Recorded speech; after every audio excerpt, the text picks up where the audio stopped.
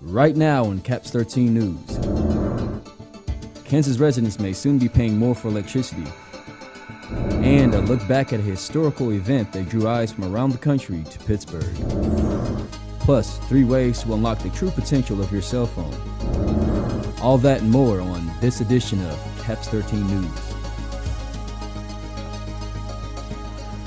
Thanks for joining us for this edition of Caps 13 News. I'm Alexis Arenas Andrade. And I'm Jacob Trevere. A Pittsburgh State student starts her own beauty business. And Pittsburgh sees an increase in crime at the end of October, but first a local utility seeks to raise their rates. On October 26, Westar Energy filed a request with the Kansas Corporation Commission in an attempt to adjust its prices by 1%, or about $17.4 million.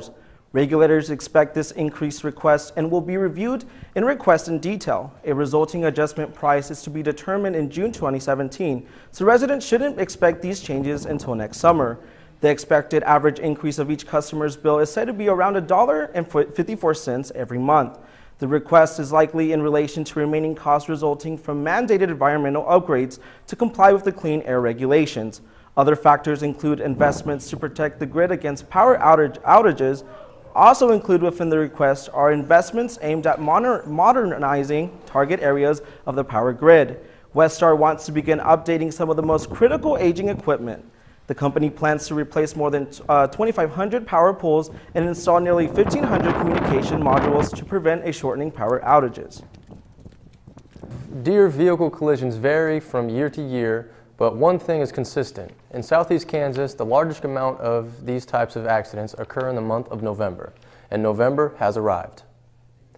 Drivers are encouraged to be especially vigilant this month as a number of factors add more dangers to the road. It's mating season, and the population of white-tailed deer is said to increase. Young male deer will be diligently searching for a mate in the coming month. This often involves covering vast amounts of land in search for the right companion. Other deer spend these days covering large areas of land as well. A female and her young will go to great lengths foraging before the winter months.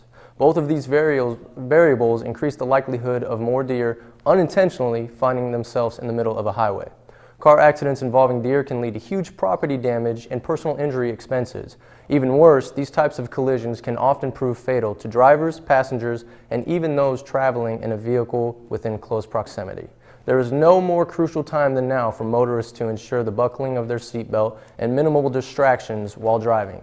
This is extremely pertinent at night or on the early morning commute to work. When the headlights are beamed on a deer in complete darkness, the animal can often become disoriented or have a delayed reaction. It's up to the operators of each vehicle on the road to drive carefully in order to prevent such accidents. A spate of violent and property crimes impacts the city of Pittsburgh as October comes to a close. Last Monday, Pittsburgh police were dispatched to the 100 block of East Carlton in response to a report of a burglary in progress. The investigation led officers to an East William Street apartment building where an arrest was made. A 21-year-old male was taken into custody for attempt residential robbery. Additionally, obtained evidence implicated the suspect to be involved in another ongoing investigation. On the Sunday evening prior, an armed robbery occurred in the parking lot of Papa John's Pizza. That altercation resulted in 0 injuries. Police later acquired a warrant to search the residency of the suspect. They found evidence inconsistent with the crime that occurred in the parking lot of Papa John's. Officers also reported evidence that suggested a number of additional residential burglaries. More recently, earlier this week, Pittsburgh State students were informed of an alleged rape that occurred near campus in the early hours of Tuesday morning. That investigation is ongoing. Pedestrians are encouraged to use safe practices when traveling between work, home, and school. Daylight savings time ends soon, and it will begin to get dark earlier. Those commuting on foot should avoid dark, less used roads and alleyways as their opportunity for crime to occur increases. Inversely, traveling with a friend, talking on the phone, and remaining near busy streets can greatly decrease your chance of being the victim of a criminal act. The end of the fall semester is fast approaching, and students are beginning to plan for the spring semester. Caps 13's Taylor Blair gives students some insight on how students, especially those new to Pittsburgh State, can prepare for upcoming enrollment. Forming your next class schedule isn't easy, but lucky for you, you don't have to do it alone. Each PSU student is appointed an advisor to supply them with any resources that they may need to achieve academic success, assisting with students' enrollment schedules being one of them. I send out an email to the students to let them know that advising is coming up and they need to be ready to come in and talk to me. In the email, I tell them I basically say this is your life, not my life. So I want them to be prepared when they come in, and I want them to have a schedule looked over and kind of make sure there's no time conflicts and stuff like that with their classes. Heather Eckstein, the Director of Student Support Services, urges students, especially freshmen, to make an appointment with their advisor prior to enrollment week. Freshmen, and really all students, need to meet with their academic advisor. They need to do so prior to enrollment week because they need an advisement code in order to actually enroll, but they also need to begin to build a relationship with their academic advisor. This is someone who's going to assist them along their path here at Pittsburg State, help them choose courses, of course that's part of the job, but also help them think about the long-term goals that they have, their career in general, how they can start working toward having a resume that's going to entice employers and look good so that they can get the great internships and positions that they're hoping for. An advisor is much more than someone who helps a student choose which class to take. It's a person who can really help you meet your goals. Enrollment for the 2017 spring semester begins at noon Sunday, November 6th, and will continue through Friday, November 11th. After your scheduled advisement meeting, your advisor will give you access to your enrollment code that is needed in order to start your enrollment process. Students enroll based on credit hours, and the time of your enrollment can be found on the PSU website. Students enroll online by signing into their GUS account, clicking the tab Online Enrollment, and entering their enrollment code given by their advisor. For CAPS 13, I'm Taylor Blair. Coming up, we take a look back at an early 1900s event on Pittsburg State campus that gathered national attention. And in sports, back-to-back home matches from the Gorilla Volleyball squad. How did they fare? Find out after this.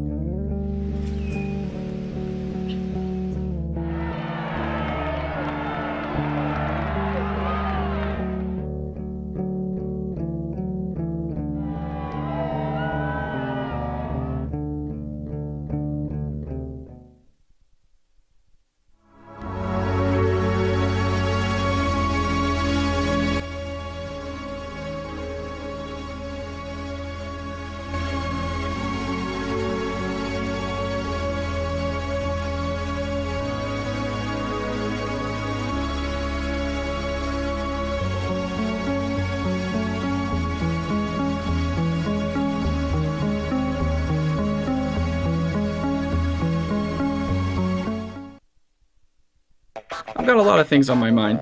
Some things might make you laugh, some things might make you cry, some things might even compromise national security. Why is the internet so obsessed with cats? Hashtag dogs are better. Sorry, but it's true. I can't wait for my trip to Vegas this week, and hashtag Friday can't get here fast enough. Have a nice trip. I hate my job. My boss is such a Oh, crap.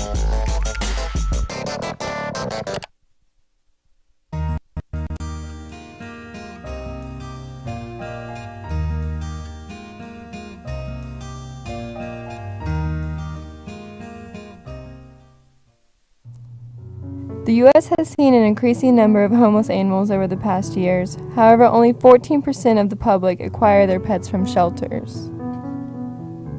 Every year, 5 million animals go into animal shelters nationwide, many spending the rest of their life looking for a home. Because about 40 million of those animals end up euthanized due to overpopulation in the shelters. 5 out of 10 dogs are destroyed simply because nobody wants to adopt them. So, want to know how to help? Save a helpless animal's life by going out to your local animal shelter and adopting a forever friend. Show them there's someone out there that loves them back. In this week's PSU History segment, we take a look at a mock trial that started conversation and interest about evolution in the southeast corner of Kansas. CAPS 13 Amanda Kempton has the details. Gus the gorilla is the embodiment of the spirit at PSU, but about a century ago his fellow primates were the center of controversy. A publicity stunt about evolution in the small town of Dayton, Tennessee turned into a trial known by many that sparked an interest in the mining town of Pittsburg, Kansas.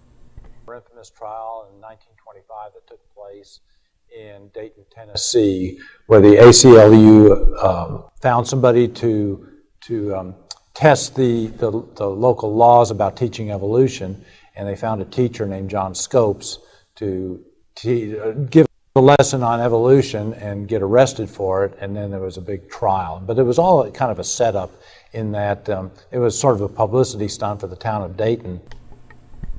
Dayton was then the center of controversy and made headlines.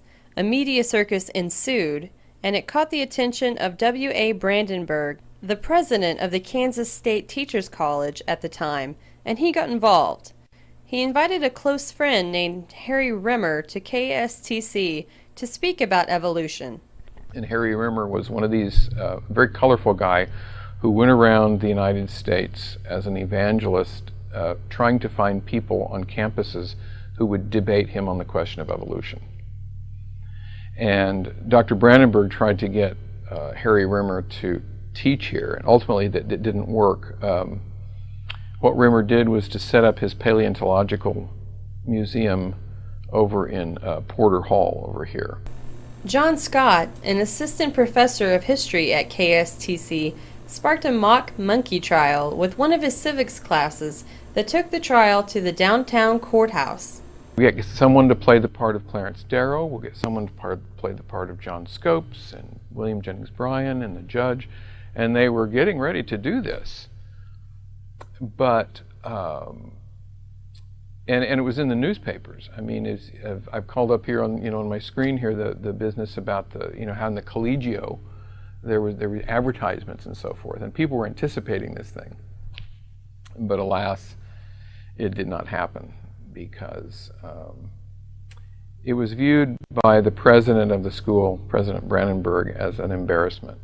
And President Brandenburg was himself sympathetic to the non-evolutionary side.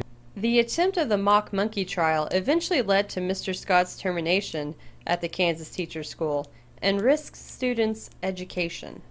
The students were also called on the carpet, and they were told, you must not do this or you will not really get a degree from this institution. It will be bad for you. So they called it off. For CAPS 13, I'm Amanda Kempton. Some say beauty is pain, but what if beauty is money? A Pittsburg State freshman has found a way to turn her love of makeup into a way to make some money. Gracie Spencer has more. Most college students dread hearing the phrase makeup work, but when one Pitt State freshman hears it, she thinks business opportunity. Faith Van Beesler became interested in makeup at a young age because of watching her older sisters and eventually decided to try it for herself. She continued to practice and experiment with different makeup and build her skill through trial and error. Eventually, others started to take notice of her talent. A lot of people at school would ask me, where'd you learn to do makeup? Or can you do mine sometimes? And I'm like, yeah, sure, like call me. I'd be more than happy to do it. And eventually I had a lot of people just ask me to do it. And I'm like, hey, why not make like my own business? Van Beesler calls her business Faith's Fancy Faces and has been successful so far. She works with many different women of all ages. Pretty much what I do is I'll go to their house and they'll kind of tell me what they want. I'll show them some colors. If they want a more natural look or the more dramatic look, I can do either. Pretty much anything they want, I can probably, do it pretty well. So Van Beesler offers individual faces for $25, or she will do a group for around $80. And she even does discounted rates for returning customers.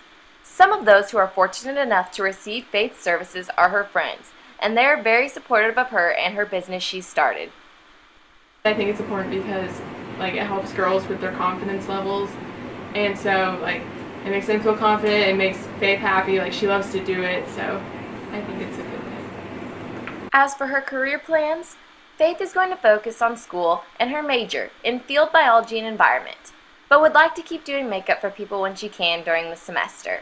I love doing it, and it makes girls happy, it boosts their confidence, makes them proud of themselves, and I want to be a part of that. For CAPS 13, I'm Gracie Spencer.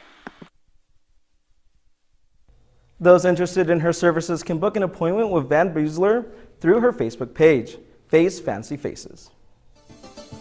Coming up in sports, the Pittsburg State volleyball team played 2 home matches this week. Plus, the Pittsburg State football team visits the top-ranked team in the country. More after this.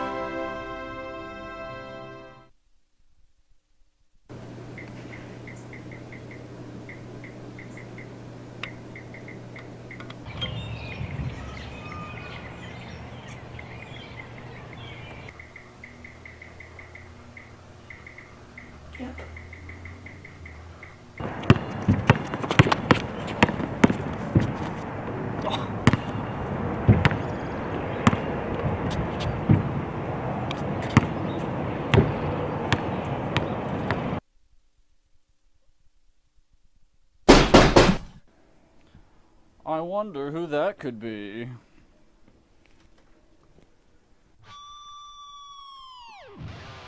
Larry Litterton, what brings you here this fine evening? It's garbage day, bozo. What the heck, man? You wouldn't want somebody to pollute your home, so why pollute theirs? Welcome back with your CAPS 13 sports update. I'm Trey Mayhew. The Pittsburg State volleyball team hosted 3 of their final home games this last weekend. Let's take a look and see how they fared against some of the tough opponents they took on at John Lance Arena. On Friday night, the Gorillas hosted the Lindenwood Lions. The Gorillas started out very hot, winning the first set 25-21, but the Lady Lions were able to win the next 3 sets and win the match. The Gorillas were only able to hit 188%, while the Lions were able to hit 270. This drops the Gorillas 3-9 in the MIAA. Maggie Heiberger led the team with 13 kills, 19 digs, and that's her 3rd straight double-double. Saturday may have been one of the toughest tests for the Gorillas all season. They took on the nationally ranked Central Missouri Jennies. But the Gorillas did definitely not let them come in and just take this. The Jennies took the first set 25-17. The Gorillas fought back and won the second set 25-20. But the Jennies were able to pull out the last 2 very hard-fought sets. But Pitt State outblocked the Jennies and the team tied with 57 digs. Lauren Reiger led the Gorillas with 13 kills and Ashlyn Schwartz led the team with 20 digs. The Gorillas played their final home game on Tuesday against the Central Oklahoma Bronchos. The Gorillas played them tough right up from the first two sets, being won by the Bronchos by a margin of 6 points combined, 25-21 in the first set and 26-24 in the second set. The Bronchos were able to just outplay the Gorillas in the final set by winning the match 25-15. The Gorillas had just too many errors in this one to come out on top. Maggie Heiberger led the team with 14 kills. Ashton Swartz led the team with 9 digs. The Gorillas travel to Southwest Baptist and Missouri Southern this weekend to take on 2 very tough teams. The Pittsburg State's men's basketball team started their exhibition games. This past weekend, they first traveled to the Octagon of Doom to take on the Kansas State Wildcats. The Wildcats held a 26-point lead at one time, but the Gorillas fought back and got it within 13 points. The Wildcats were able to hold off the Gorillas for an 85-72 win. The Gorillas shot just 37.2%. Junior transfer Elijah Gaines led the team with 12. Freshman Brandon Clifford added 11. Barry Brown led the Wildcats with 17 points. They wrapped up exhibition play in Stillwater, Oklahoma, taking on the OSU Cowboys. The Gorillas could not stop the Cowboys. They started out and they ran for 40 minutes straight. Turnovers were a big factor in the game, and the Gorillas allowed 42 points off 29 turnovers. But the Cowboys were able to top the Gorillas 117-64. Miles Harrison led the Gorillas with 13, and Brandon Clifford and R.J. Pear both added 12. Pittsburg State opens up the regular season Friday, November 11th against Minnesota Mankato at the MIAA NSIC Conference Challenge in St. Cloud, Minnesota. The Pittsburg State football team traveled to Maryville this last Saturday to take on the top-ranked team in the country, the Northwest Bearcats, to see if a potential playoff berth is still alive. However, the number 1 Northwest Missouri Bearcats had no trouble with the Gorillas this past weekend, rolling past the Gorillas 69-10. Quarterback Kyle Zimmerman passed for 6 touchdowns and rushed for another one. Finished the day with 418 all-purpose yards. Shane Williams led the Bearcats with 3 passes caught and 114 yards and 2 touchdowns. Michael Rose had the lone touchdown for the Gorillas. John Roderick was 16 for 33 for 195 yards, 2 interceptions. Gavin LePage was 2 of 5 for 48 yards and 2 interceptions. The Gorillas are at home this week to take on the Lopers of Nebraska Kearney. We close it out with national sports news. The Chicago Cubs have broken the curse. After 108 years, they finally been waiting for the World Series. Last night's 10-inning thriller likely will go down in history as one of the best Game 7s ever. Cubs closer Aroldis Chapman had thrown Game 6, but many knew there was a chance he could throw in Game 7. He gets the win despite suffering another blown save, allowing a game-tying home run in the 7th. Former Seattle Mariner Mike Montgomery came on to clinch the win for the Cubs in the 10th inning and pick up the save. That's it for your Caps 13 Sports Update. Coming up, Billy Eigenman shares some interesting life hacks that can turn an ordinary cell phone into a much more. Stay tuned.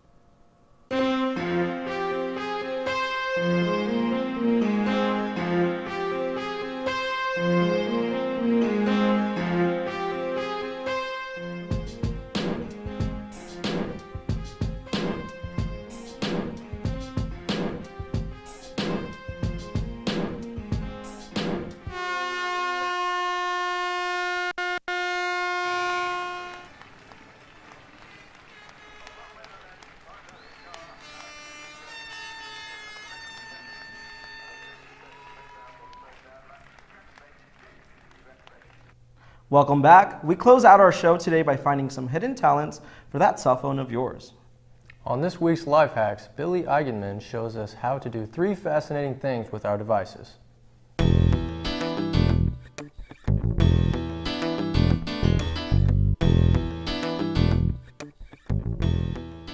Welcome to this week's Life Hacks.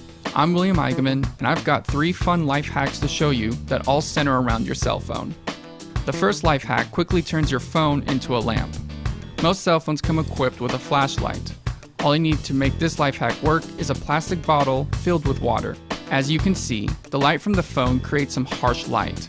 But if you place the bottled water on top of the light, it distributes the light around the room more evenly and makes the light softer. Most cell phone speakers aren't very loud. You can give them a boost by making some homemade speakers using some common household objects. You will need some scissors, 2 thumbstacks, a paper roll, and for the best results, 2 plastic cups. First, you'll need to cut a slot out the middle of the roll that fits your phone. Use your phone to get a good measurement. Next, put each thumbtack near the end of the paper roll. This will help keep the phone from falling. It may take a bit of finessing to find the right balance. Next, you will need to cut out a round hole near the bottom of each cup, slightly big enough for the ends of the roll to fit through. Put it all together, and you have a homemade speaker system for your phone. Here it is in action.